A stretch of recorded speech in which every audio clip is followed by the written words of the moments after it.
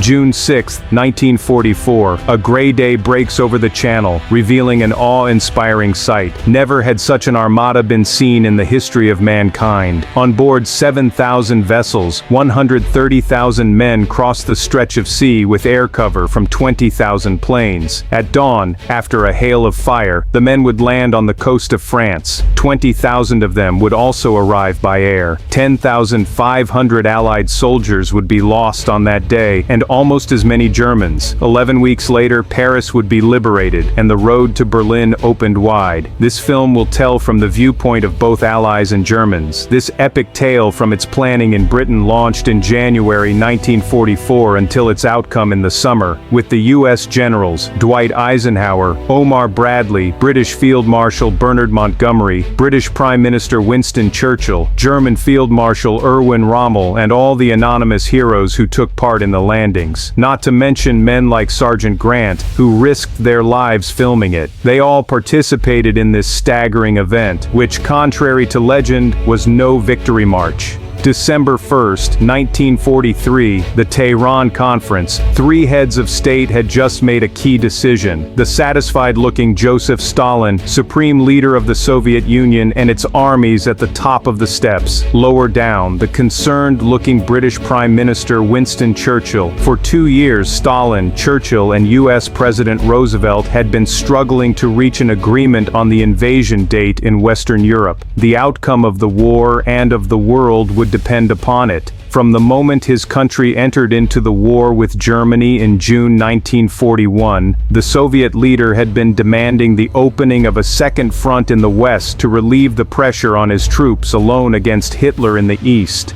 Meanwhile, influenced by Churchill, who feared attacking Germany head-on, the Anglo-Americans had vainly hoped to weaken the Axis by passing through North Africa in order to invade southern Europe via Italy. However, they were stopped short near Naples and were unable to advance any closer to Germany. For a long time, Roosevelt was hesitant. He didn't think his country was ready enough for such a huge operation. However, he now wanted to put an end to the Third Reich as soon as possible, and to do so in the West. He also hoped to cooperate with the Soviets after the victory. Churchill could only resign himself to it. Since the United States had entered the war in 1941, Hitler had feared an invasion of the German-occupied west coast of Europe. In 1942, he began planning a gigantic operation, the construction of the Atlantic Wall, a continuous line of fortifications running almost 4,000 miles from northern Norway to the Spanish border, despite the fact that most Germans believed the Allies would try to land in the Calais region, only 25 miles from the British coast. The German authorities therefore requisitioned thousands of men, free laborers, Frenchmen in the compulsory work service, refugees, Jews and prisoners of war, to carry out this outrageous project, which would require 13 million tons of concrete. As 1943 drew to a close, Fortress Europe seemed to be firmly in German hands. On January 15, 1944, having been handpicked by Roosevelt to lead the landings, Ike Eisenhower arrived in London to plan Operation Overlord. In effect, the stage is being set for the beginning of the great and crucial test all over the world. I am completely confident that the soldiers, sailors, and airmen and all the civil populations of the United Nations will demonstrate once and for all that an aroused democracy is the most formidable fighting machine that can be devised. A few days later, Eisenhower introduced his team to the press. As an American Supreme Commander, his second needed to be British. He, therefore, appointed as commander of the Allied ground forces, General Montgomery, alias Monty, hero of the Desert Campaign in North Africa against Rommel and much loved by his compatriots. The military leaders had their plan, but it had to remain top secret. Hence, the best pose in front of an illegible faded map. As always, Monty tried to grab the limelight as he paid more attention to the cameras than to his colleagues' phony gesturing. In truth, despite all this tomfoolery, the leaders had already chosen France for the landings, but Normandy rather than the Calais region, because although the Normandy beaches were farther from Britain, they were less well defended. The invasion was planned for spring, between Ouistreham and Carentan, at the foot of the Cotentin Peninsula. However, Montgomery wanted to widen the front line to Caen so as not to get stuck in a small perimeter along the beaches. He also wanted to extend the front farther west to get closer to the deep water port of Cherbourg, which the Allies would need to seize in order to ensure the logistics of a huge army. Secrecy was paramount if they were to succeed. The Germans needed to be kept totally in the dark about the Allies' plan. Early in 1944, they were still unsure of where exactly the landings would take place. This was another reason to start spinning the big wheels of propaganda. Foreign language spoken audio. Eisenhower's arrival in London nevertheless confirmed Hitler's fears of an invasion in the West. In 1942, he had appointed one of his most brilliant generals, the popular Erwin Rommel, to the rank of Field Marshal. After commanding the Africa Corps, the so-called Desert Fox had thwarted the British time and time again, so it was only natural for the Führer to entrust this energetic soldier with reinforcing the defenses of Fortress Europe. By early 1944, Rommel was in France.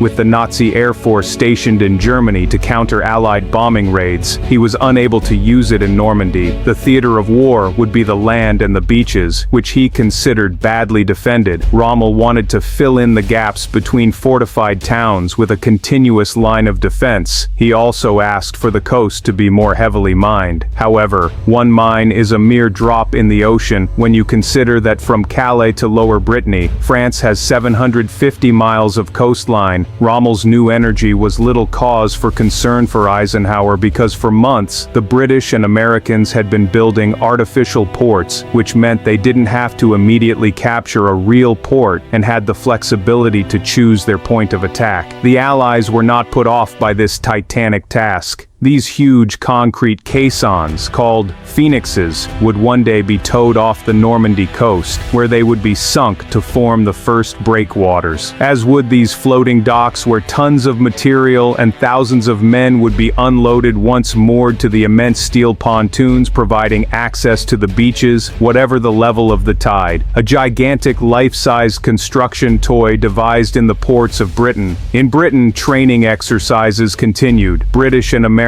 used all available means, even though, once again, it was all for the cameras. Synchronized swimming and pyrotechnics were the order of the day. Material and equipment were also tested. Anti-mine tanks to clear the beaches, matting to cross the sand more easily, gymkhanas on wavy artificial roads to get used to these new jeeps from America, not to mention these new Churchill Crocodiles flame-throwing tanks, which would reduce to ashes anything that had been missed during bombing raids. The Allies had already lost several hundred men in exercises in Britain. Why choose such an extreme site in the deepest Cornwall? Despite the fact that the British 4th Commando Brigade was a battle-hardened unit, because every type of topographical scenario had to be envisaged, it's a well-known fact that the Americans never go into battle if the balance of power isn't in their favor. Hailing from Utah, Kansas, Ohio, Kentucky, how many of these young men had any idea of where Britain and France were on the map? How many of them suspected what lay in store on the beaches of Normandy? In February 1944, over 800,000 U.S. servicemen were already in Britain, with more and more set to arrive. Straight away, a taste of home offered by British servicewomen, the inevitable donut, a first sign of sweetness, but maybe more if things should heat up. America continued to bring across its material, such as its Sherman tanks, designed to match the fearsome panzers of the German army, while pub-goers in small grey towns of England discovered these new P-38 bombers whose flying range outclassed that of British planes. It wasn't always easy to make way for these new arrivals who had to be housed somewhere, even if it meant moving out entire families as tearful children looked on. Stereotypes were strengthened between the poor old British bloke and his spoiled cousin from America, notably because his rations were far superior to anything his British host had to eat.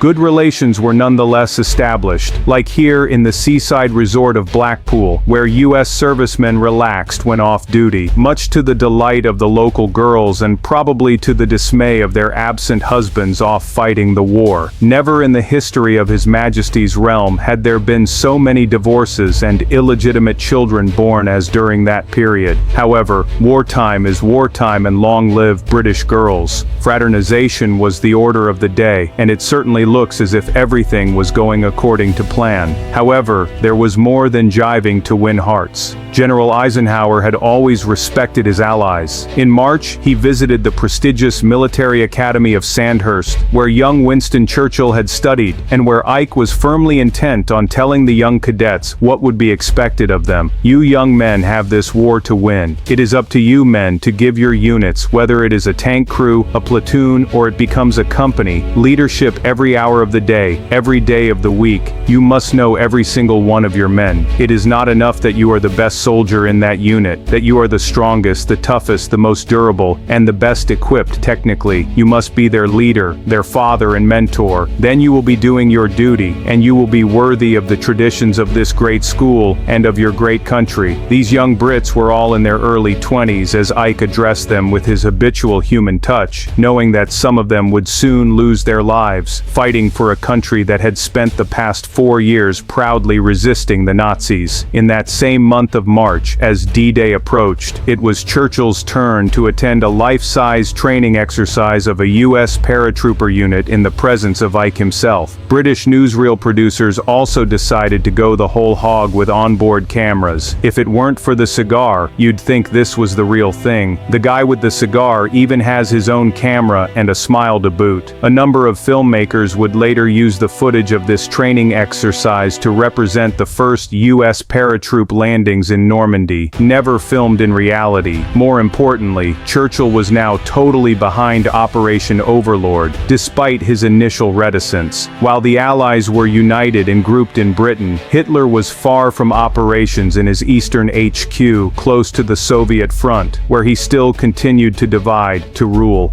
In the west, he split the German command between Marshal von Rundstedt, chief of the Western Front, and Marshal Rommel, chief of coastal defense. However, the two men disagreed. Von Rundstedt wanted to keep his armored divisions inland so they could converge on precise zones after the Allies had landed. Rommel believed that British and American aviation would paralyze German troop movements. He therefore wanted to bring the armored divisions as close as possible to the coast to confront the enemy as they were landing. However, his wishes were rejected. He therefore focused on protecting the beaches and installing anti-tank obstacles. They also set up anti-landing craft barrages and chevaux de frise built from old railroad tracks, making any advance almost impossible. He even altered the terrain to impede the landings and movements of paratroopers. When possible, the Germans intentionally flooded land just inside the coast. Devon, in southwest England, the American infantry, training for a beach landing at the foot of a cliff where the enemy might be stationed. The first thing to do is establish a beachhead beneath a cliff face to set up a radio link for those following the assault wave. Dig in to create shelter, but to save your skin from enemy fire, young soldier, you'll need to show a little more enthusiasm and wait for the right moment to collect your equipment and attend to the wounded. What if on D-Day it's impossible to dig in on a pebble beach? If a low tide were to mean staying undercover, unable to reach the wounded, like on the future Omaha beach so similar to this one in Devon, but where the Americans would lose 3,000 men. The reason this beach so closely resembles the one the GIs would land on is because the Allies knew exactly what to expect. For weeks, often held by the French resistance, faced with severe repression, the Allies had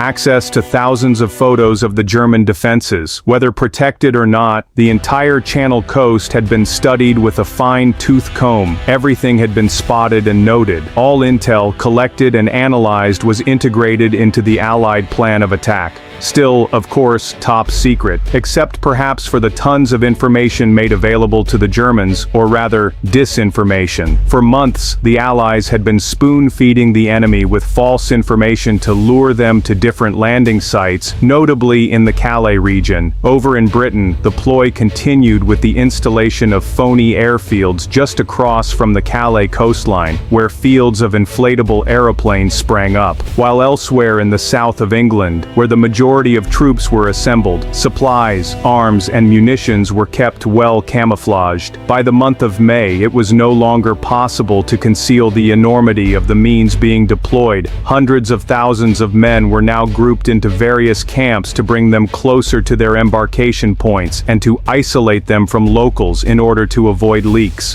1, 2, out, back, come on, out, back. Officers concerned about keeping up the morale of their troops went easy on the usual disciplinary requirements. At this RAF squadron, for example, they decided not to clip the wings of its pilots before they would fly off to crush the German Eagle in the heart of the Normandy countryside. Amongst all these men, and forever unseen of course, were those who filmed the events, those we never see, students of the British Army Film School, and all volunteers entrusted with capturing the preparations for posterity. The youngest among them, 20-year-old Desmond O'Neill. He was intent on covering D-Day. Like his colleagues, he had been made a sergeant, the ideal rank to stay close to the men. My camera was welcome, it distracted them, he would say later. On May the 27th, his fellow soldiers were introduced to a new currency, the French francs printed by the Allies, much to the anger of General Charles de Gaulle. He saw it as a breach of French sovereignty, since only France should be allowed to print or mint its money. For the moment, he was kept out of the loop and had little idea of what was being planned. These men knew they had a good chance of being killed, and that created a strange mood, O'Neill would remark. Another Army cameraman was 27-year-old Sergeant Ian Grant. Always wearing his Scottish beret, he had chosen the film corps to escape from chores and to immortalize his brothers in arms. On May 31st, Grant filmed them receiving the booklet, informing them about the country they would soon be invading. It was in that camp that we first found out our target was Normandy, he would say later. He also filmed the few extra rations being handed out to the men as they were readying to face the worst, for it was now a matter of days. On June the 1st, Norman Clegg, a cameraman who sadly left us only his clapperboard, filmed the final instructions given to his company. He filmed from above as if he were already taking risks. It was so as not to reveal where his fellow soldiers would be landing. Even they had little idea where in Normandy Ouistreham was. Everything was still top secret, the reason they had been kept in perfect isolation for the past 2 weeks. From now on, the cards had been dealt for Clegg and his fellow cameramen as they headed to the ports and the start of their great adventure. The U.S. Army was perfectly equipped. With 1.5 million men, there were more American servicemen in the south of England than their British counterparts were. In early June, hundreds of thousands of men left their camps before the locals who had gathered to see off their new heroes. All were heading to their various embarkation points, 19 ports on the south coast of England. While British troops embarked in the east, American GIs embarked in the west. The next time they would leave these ships would be to land. The Canadians under British command and the third biggest Allied force provided 21,000 men. The reversing of 20,000 vehicles into the holds of the ships so they could drive onto the beaches as quickly as possible was a remarkable task in itself, not to mention the thousands of tons of supplies that had to be transported over those first 2 days. To give every chance of success to his invasion plan, Eisenhower had taken into account several parameters, notably the combination of a night with a full moon for maximum visibility and a half tide at dawn for the landings. In the month of June, only the 5th, 6th, or 7th would do. To catch the enemy by surprise, the earlier in the day, the better. Ike decided the landings would take place on June the 5th. However, in the days leading up to the 5th, the weather worsened. On June the 4th, as the ships based in the north of England were heading for the Channel, a violent storm broke. It forced Eisenhower to call back all the ships, which had already set sail. Operation Overlord was under threat, as any movements carried out so far might have alerted the Germans. Day and night, Ike and his team stayed in constant touch with the weather office. However, the news wasn't good. The forecast was poor for the next fortnight. That would spell disaster. The men would need remotivating and the full campaign would be shortened by 2 weeks. In the ports where Eisenhower had to delay the departure, the wait became unbearable as landing crafts circled and circled like crocodiles in a waterhole. On that day, June 4th, Desmond O'Neill was at work among fellow Brits of the 3rd Division in a wind that didn't look like letting up. He made the following observations. "We just sat there on board with nothing to do other than eat or smoke. We didn't lack victuals. I had 10 men's rations just for me." A mood of bitter disappointment came over us. We still didn't know where we were going. Other than that, we were about to cross the channel. Later, we were told we'd be landing at Lyon-sur-Mer. It didn't mean a thing to any of us. The Canadians were known for their devout Christianity, and maybe that made them pray so hard for the help they would soon need. Never had religious services been attended so keenly as on Sunday, June 4th, 1944, in all the ports of southern England. The Americans, meanwhile, tried to keep busy because they knew that nothing fatigued the men as much as being idle, which would make them more vulnerable on the big day. On the evening of June the 4th, the weather forecast was a little less pessimistic. Calmer seas were predicted for the 5th and 6th. That night, in 30 minutes, Eisenhower took a decision that would change the course of the world. The fleet would set sail on June 6, 1944. On June 5th, the wheels of the huge machine began turning. Allied planes attacked northern and western France to prevent the German rearguard from reaching Normandy. Allied bombers were unparticular about their targets. They struck lower Normandy for 3 full days, claiming almost 4,000 German and civilian lives. The bombing raids led to heated discussions between Eisenhower and Churchill. The latter was concerned about the weight of hatred they would cause amongst the French. To the surprise of the Allies, the French resistance replied, "This is war, we must accept people will die." On June 3rd in Algiers, General de Gaulle had transformed the French Committee of National Liberation into the Provisional Government of the French Republic. Until then, he had been kept silent. The Allies had concealed everything from the French. As the liberation of France drew nearer, the British and Americans needed de Gaulle to ensure the full cooperation of the people and the French resistance. On June the 4th, after being summoned by Churchill, de Gaulle left for Britain intent on speaking his mind. He refused to let the Allies lay down the law.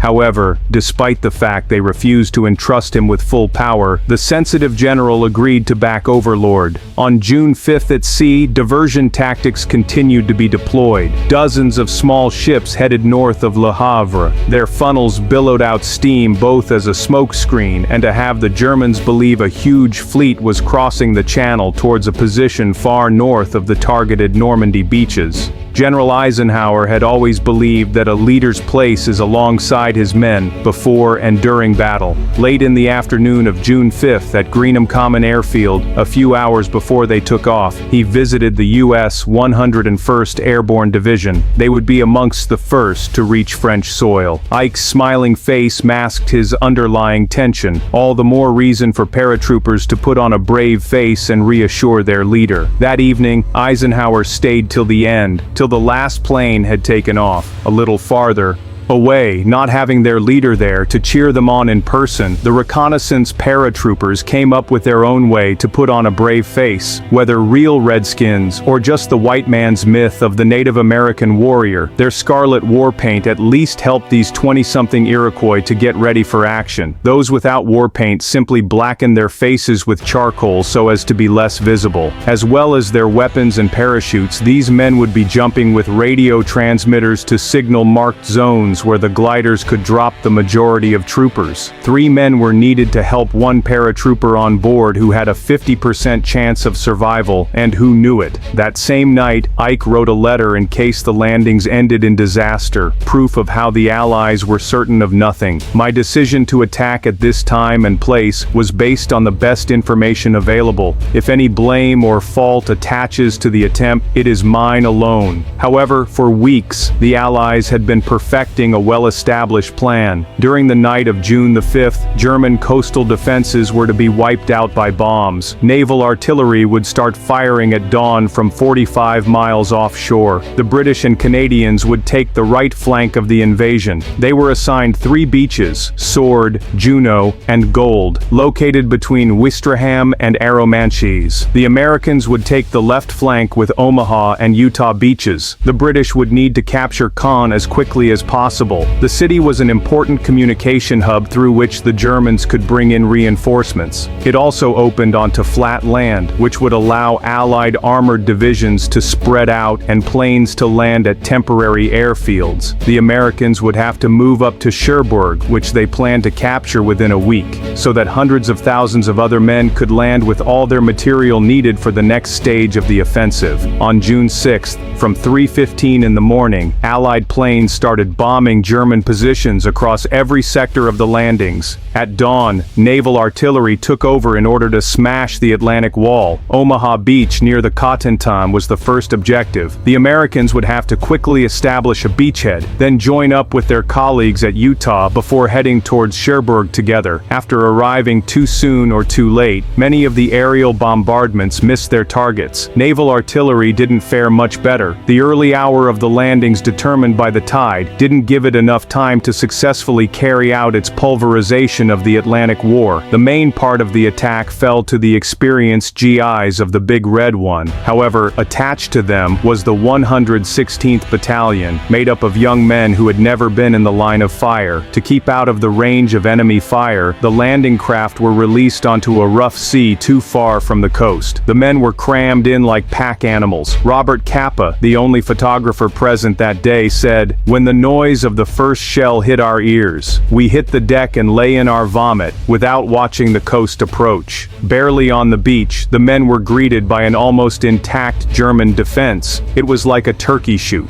The wind brought in the tide earlier than forecast. The following waves of attack floundered on Rommel's sea defenses, forcing the men to leave their craft in deep water. Unable to advance, they grouped together in the center of the beach, reduced to sending the same terrifyingly precise message, nailed to the spot by enemy artillery. More like crucified, as shown by these few remaining photos by Capa. The rest were accidentally destroyed. Strong currents swept the landing craft off course. Men drowned as the weight of their equipment dragged them down. The sea turned red, and Omaha Beach would later be referred to as Bloody Omaha. The U.S. command considered calling off the offensive, a desperate measure that would mean abandoning those who had already landed to their fate. There were already hundreds of dead and wounded. Their sacrifice would have been in vain. Stopping the operation would open a huge breach in the Allied front, just as the gigantic war machine was moving up to full throttle. The morning of June 6th, daybreak revealed an armada of 7,000 vessels approaching the Normandy coast. As always, Ike wasn't far away. At 9:45 a.m., he spoke to the world via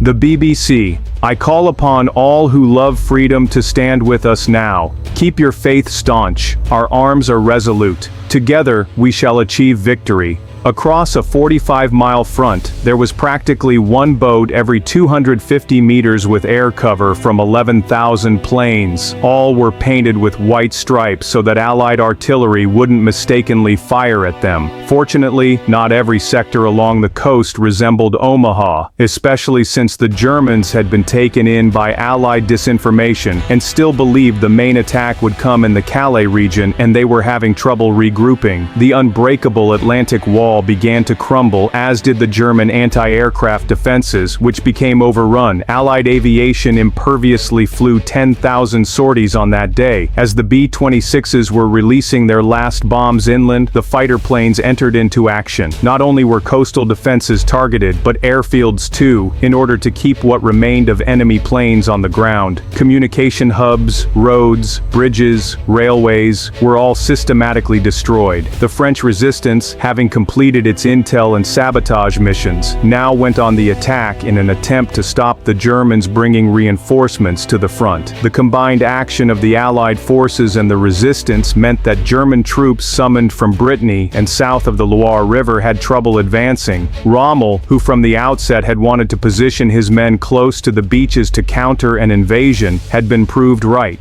The British 3rd Infantry Division was heading for Sword, its mission to neutralize the defenses at Ouistreham and take Caen the same day. This unit, the Scotsmen of the 45th Commando of the Royal Marines, filmed by their compatriot Sergeant Ian Grant, were to land at Ouistreham. He wrote, "This was the real thing. I filmed the gigantic fleet as best I could, as I was more or less at sea level. We'd been given good rations and even seasickness pills. However, with the diesel fumes, most men, even the strongest amongst us, got sick. The sky was black with planes. Some of them had been told to fly at low altitude, so we could be told over the loudspeaker the specific types and tell them apart from enemy planes. We told the men to ignore the cameras as much as possible. They were natural actors deep in their thoughts, living their own experiences. I wasn't afraid because there was no fear on their faces. Just the desire to get out of that bloody boat. That was making them seasick. The closer we got to the beach, the more deafening the noise became. In the rush, a ramp broke. Everyone converged on the remaining gangplank. You just had to get off as best you could, with your backpack's weight pulling you down. Grant and the others were spared the first assault. For them, the hard part was about to begin, joining up with the paratroopers who had been dropped behind enemy lines. Another cameraman was already on Sword Beach, the youngest among them. Sergeant O'Neill had arrived 45 minutes before Grant. It was he who filmed the last moments of the battle. In the thick of that gray smoke, everything seemed unreal. It wasn't a battle that you could imagine or see in a movie. The exits from the beach were congested. It was nigh on impossible to get off. I followed an infantry platoon which was trying to get out of there. At this point, the jolting camera indicates that O'Neill has been shot. He had just time to film the last few sequences before being repatriated for medical care. Farewell, Sergeant O'Neill, and well done to all your comrades who captured Sword on that day at a cost of 600 dead and wounded, all lost in the mass of unknowns, most of whom were barely 20 years old. Germans who had been taken prisoner were rounded up on the beaches. A few miles away from Sword, Juno Beach in the Canadian sector, their mission, to take Carpiquet-Caen Airport.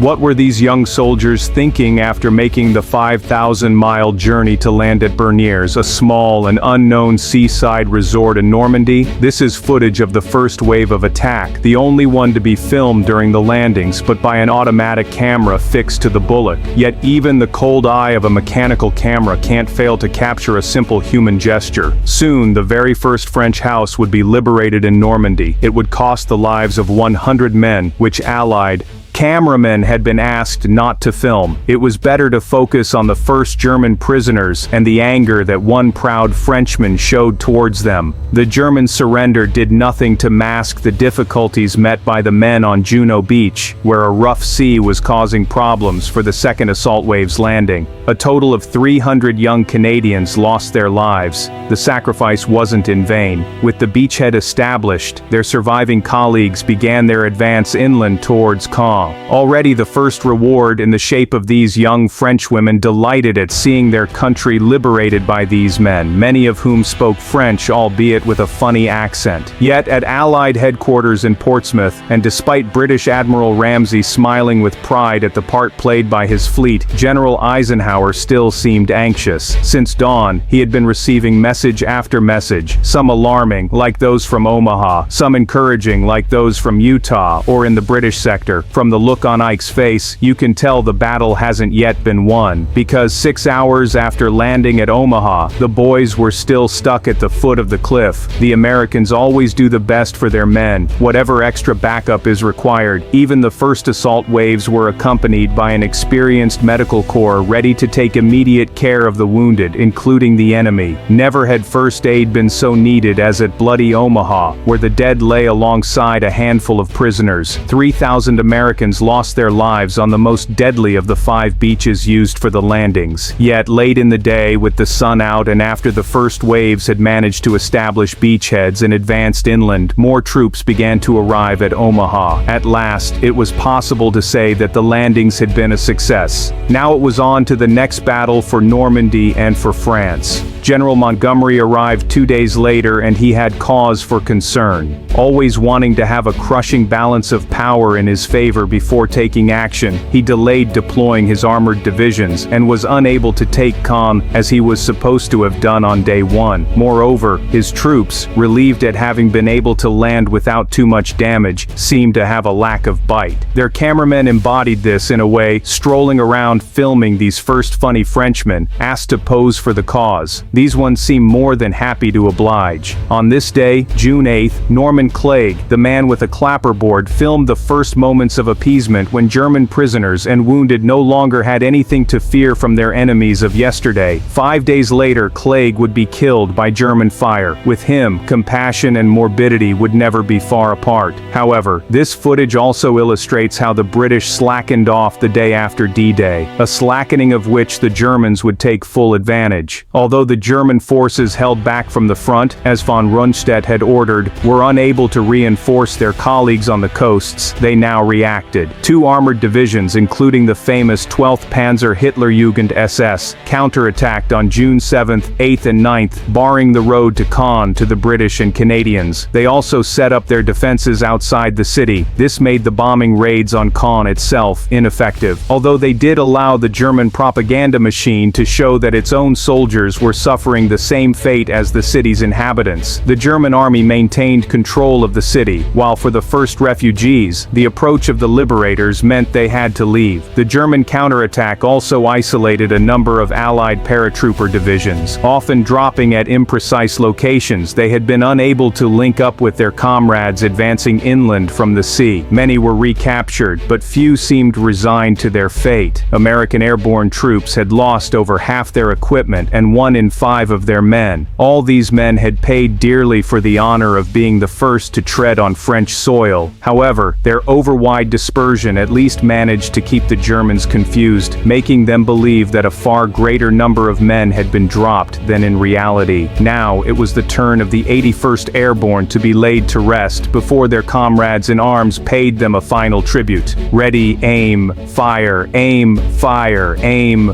fire. On June 9th, the Americans captured the small town of Isigny, which was furiously bombarded to drive the Germans out for good. The German defense of Isigny had prevented Allied forces from Omaha from linking up with those from Utah and continuing together towards Cherbourg. However, with Isigny taken, the Allied front was reunited and stretched over 60 miles from Ouistreham to the beachhead in the Cotentin. However, beyond the rubble, where were the inhabitants of Isigny looking? Perhaps farther off towards the sea, where a French ship was finally crossing the channel. With the Allies firmly established along the coasts, it was time to bring in General de Gaulle, leader of the provisional French government. Charles de Gaulle had never liked being in need of help, and stepping onto French soil at Courseulles after 4 years of exile was no exception. The day before, Churchill, still distrustful of de Gaulle, had written to Montgomery, "I must inflict on you a visit from General de Gaulle.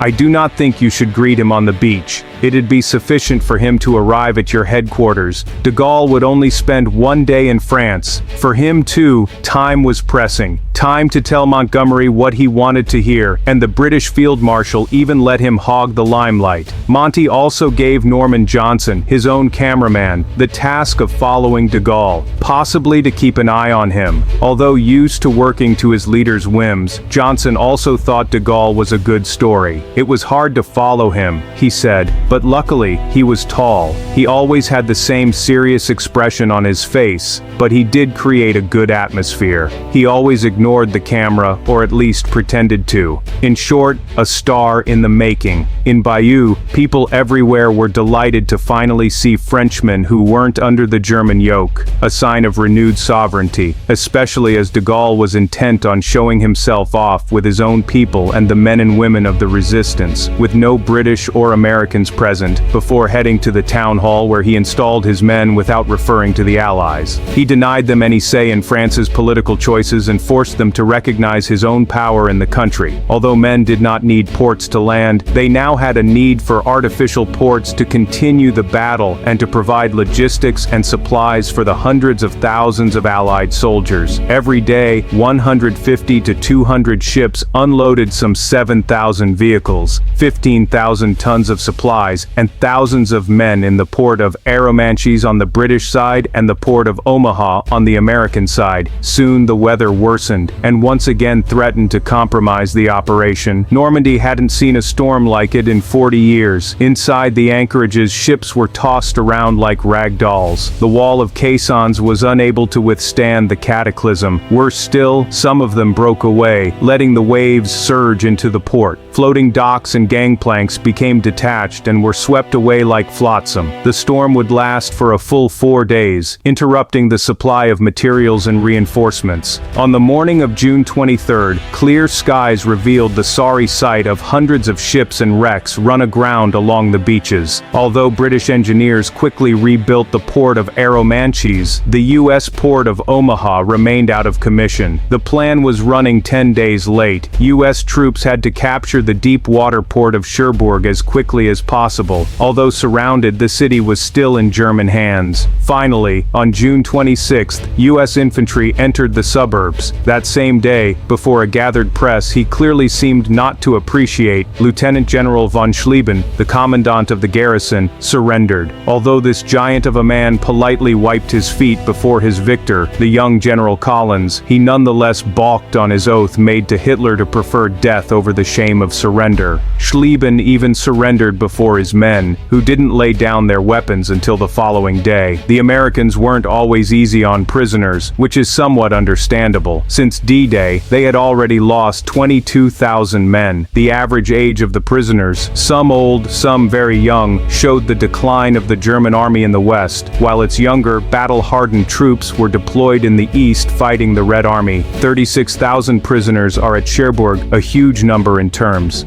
of what cameras can capture, although they do often take us by surprise and mark us forever. With Cherbourg taken, one of the last sections of the Atlantic Wall had come tumbling down. Unlike the faces of their men, those of the captured officers maintained a degree of haughtiness. Or was it perhaps shame? After Cherbourg, Hitler decided to personally oversee the German army in the west. He removed von Rundstedt, who had suggested calling a truce, and replaced him with a more obliging Field Marshal von Klug. Rommel, dismayed by the Führer's hardline policies, knew that all he could do now was to delay the ultimate disaster. Meanwhile, Eisenhower was also worried. Yes, the Americans had taken Cherbourg, but Montgomery was yet to have captured Caen, the planned launch pad for an attack on German lines. Installed inland, the German army had the advantage of space and the possibilities of supplies and reinforcements, whereas the Allies remained hemmed in along the Channel coast. The Americans had no choice but to pierce the enemy front in the Cotentin. Not easy in a region of bocage where the hedgerows made defense easier. To see without being seen, a big advantage for the enemy in a battle for which none of the American youngsters were prepared. In this huge checkerboard maze, a handful of resilient combatants could stop an entire battalion. When they did concede one of these square fields, they simply had to come back around the sides. American tanks were obliged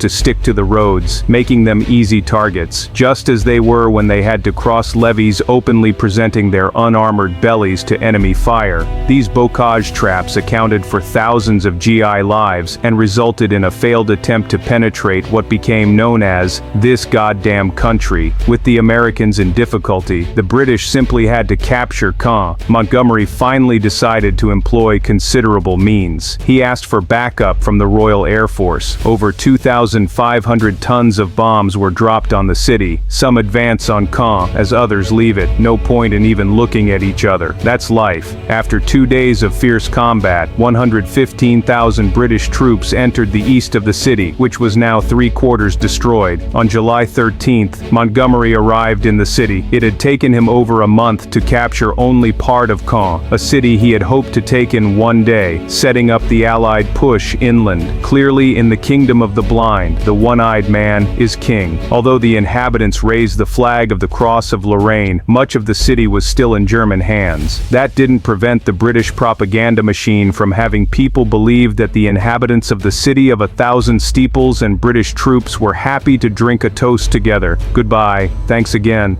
don't mention it, pleasure was all mine. Were such intensive bombing and the 2,000 deaths it caused when the German defenses were placed around the city really necessary? The debate still rages today. Each man and woman reacted in their own way. Who was this German playing the organ in a ruined Normandy church? A madman, a filthy Jerry, a music lover, or a lost soldier of Hitler, now weighed down by his leader's excesses, simply enjoying a moment's escape from this Holocaust scenery? A few days later, it was the British Prime Minister Winston Churchill's turn to land. He wanted to check the state of operations ongoing in the Caen sector in person. However much Montgomery played the good tour guide, he only dominated his car and not the plain of Caen, which was still under German army control. 10 days after taking the city, the British were yet to break through German lines, and Churchill's agitation wasn't about to change that. For Eisenhower, who had hoped for a breakthrough in this sector, it was a total failure, considering the huge means deployed. The Supreme Commander placed more and more trust in the discreet three-star general, Omar Bradley, who had organized the landings at Omaha and Utah before taking Cherbourg.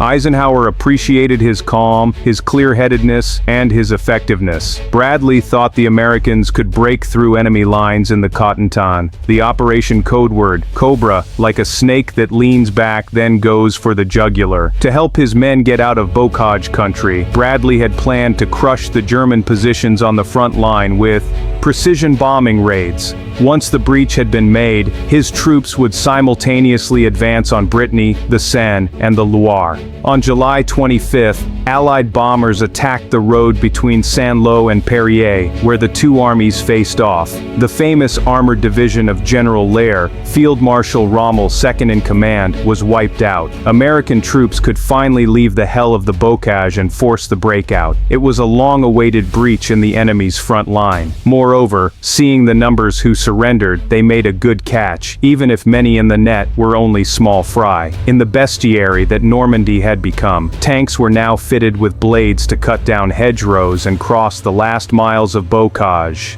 Even before July was over, once the breach had been achieved, American armored divisions had reached Coutances, Avranches, and Granville, the last ports in Normandy before Brittany. In early August, the 2nd French Armored Division landed at Utah Beach. For months, even years, these Frenchmen had left everything behind to fight the Germans and Italians in North Africa. Only this time, they were ready to be as victors on their beloved French soil. Leading them was General Leclerc, as thin as his cane but valorous and upright. This aristocrat had all the attributes to have sided with Vichy, but he chose to follow de Gaulle as early as June 1940. Now he was landing as his homeland's liberator. His division was integrated into the American Third Army, with which he would finally be able to take part in operations on French soil. General Bradley's headquarters, before the lens of American filmmaker George Stevens, Montgomery, as always aware of the camera, decorates a handful of Yankee soldiers. That is something he was good at. Under pressure from Eisenhower, the British Field Marshal had agreed to leave the organization of the final battle to the Americans. For a successful outcome, Bradley was also counting on a certain General Patton. The man who wore a Colt 45 in his holster was a go-getter. "At the first fart, they expect me to get them out of their shit," he was famously quoted as saying, and just as well.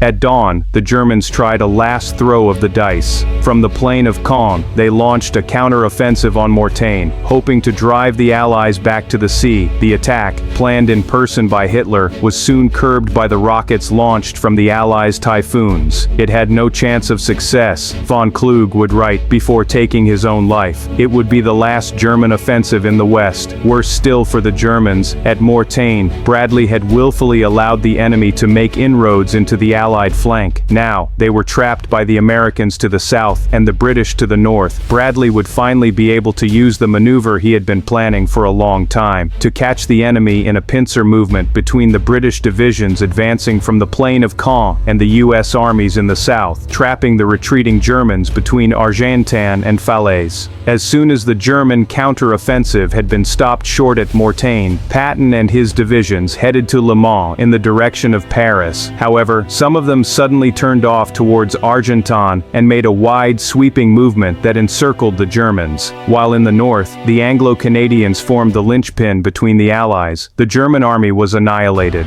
Eisenhower later called the battlefield at Falaise the biggest bloodbath that any war zone had ever known. He added that only Dante could have been capable of describing it. For hundreds of yards, without interruption, he stepped over dead and rotting flesh. Between 5,000 and 6,000 Germans were killed. From the look of those who were taken prisoner, it seems as though Ike wasn't exaggerating. It would take several days to evacuate the 30,000 to 40,000 prisoners of war from Falaise. For them, captivity was a victory, that of life over death. The German army had mobilized a number of men in the countries it occupied. Not all of them were prepared to defend the Third Reich with their lives. The German army was finished in Normandy. With the Battle of Falaise won and the prisoners dispatched, Patton's armies crossed the Seine and the Loire. Eisenhower had now attained the 2 geographical limits established in Operation Overlord. Now he wanted to move on to the next step, the push towards Germany itself. On August 19th, a blanket of smoke hung over Paris. On the ground, with news of the Allies' approach, the city had risen up. It was the German army itself which decided to abandon the French capital. Seen from above, convoy after convoy leaves Paris, heading east without caring too much about barricades in the way. Footage of a real-life event that lives long in the memory. 5 Germans in flames. It takes nothing away from the men and women who rose up against the occupiers before the Allies' arrival and the dozens of them who died fighting the retreating German army. The next day, de Gaulle showed up at Eisenhower's headquarters. Ike wanted to avoid turning Paris into another battlefield. He preferred to surround the capital, forcing the Germans to surrender and to pick the city like a ripe fruit. But the eloquent French leader managed to persuade Eisenhower to enter the city in order to avoid a possible bloodbath, but also to quash the rise of communist resistance members. Ike yielded and Bradley agreed to detach Leclerc's 2nd Armored Division, which had won renown at Falaise, so that it'd be the first unit into Paris and would accept the German surrender. After several fierce battles south of the capital, the suburb's sky turned blue, women wore red and the men sported white shirts, forming a tricolor world to welcome Leclerc's boys at the gates of Paris. Now, in the city itself, it was time for jubilation. On that day, the gamble of the man who had appealed to the French people back on June 18, 1940, had paid off. The miracle had happened. France, once crushed and humiliated, now stood shoulder to shoulder with the victors. Now for the victory parade down the Champs-Élysées to reinforce the legend. But that's a very French story. Our story ends the following day on a less magical Place de la Concorde. At the head of a country whose political future was still uncertain, de Gaulle had asked Eisenhower to back his authority before the French people. Eisenhower happily obliged, as did General Bradley. However, it was modesty alone that kept him in the background as de Gaulle took center stage. Eisenhower was intent on holding a march past of the U.S. troops who would continue the fight against the Third Reich. The Americans astutely knew that in the post-war period, when the world would be politically divided, they needed France on their side in Europe. Our story has been high in color, but the original images are often in black and white. In the end, whether in color or black and white, each piece of footage has tells about the fate of all those men who took part in the Normandy landings, so many of them anonymous amongst the massed troops. Who were you? Lost amongst the crowd of faces, or you turning around? Whoever you are, thank you.